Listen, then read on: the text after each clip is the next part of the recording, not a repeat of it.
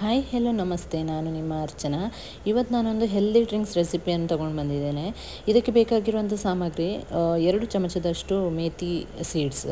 ಇದನ್ನು ನೀವು 8 ಅವರ್ಸ್ ನೀರಲ್ಲಿ ನೆನೆಸಿಟ್ಟು ಆಮೇಲೆ ಇದನ್ನು ಮೊಳಕೆ ಬರಿಸಬೇಕು.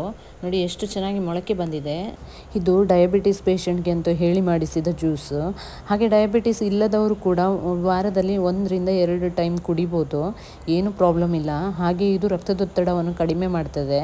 ಇದು ಮಾಡಲಿಕ್ಕೆ ಕೂಡ ತುಂಬ ಈಸಿ, ಏನು ನಿಮಗೆ ಇಂಗ್ರೀಡಿಯೆಂಟ್ಸು ಜಾಸ್ತಿ ಬೇಕಾಗಿಲ್ಲ. ಇಲ್ಲಿ ನಾನು ಬೆಲ್ಲ ಸೇರಿಸ್ತಾ ಇದ್ದೇನೆ, ಹಾಗೆ 1 ಗ್ಲಾಸ್ನಷ್ಟು ನೀರು ಸೇರಿಸ್ತಾ ಇದ್ದೇನೆ. ಬೆಲ್ಲ ಕಂಪ್ಲೀಟ್ಲಿ ಆಪ್ಷನಲ್. ನಾನು ಯಾಕಂದರೆ ಸ್ವಲ್ಪ ಕಹಿ ಇರ್ತದಲ್ವ, ಅದಕ್ಕೋಸ್ಕರ ನಾನು ಸೇರಿಸ್ತಾ ಇದ್ದೇನೆ. ಹಾಗೆ ಇದನ್ನು ಸ್ಮೂತಾಗಿ ಗ್ರೈಂಡ್ ಮಾಡಬೇಕು, ಕಂಪ್ಲೀಟಾಗಿ ಗ್ರೈಂಡ್ ಆಗಬೇಕು. ಯಾಕಂದರೆ ಇದನ್ನು ಸೋಸಿ ಕುಡಿಲಿಕ್ಕಿಲ್ಲ, ಡೈರೆಕ್ಟಾಗಿ ಕನ್ಸ್ಯೂಮ್ ಮಾಡೋದೇ. ನೋಡಿ, ಜ್ಯೂಸ್ ರೆಡಿಯಾಗಿದೆ.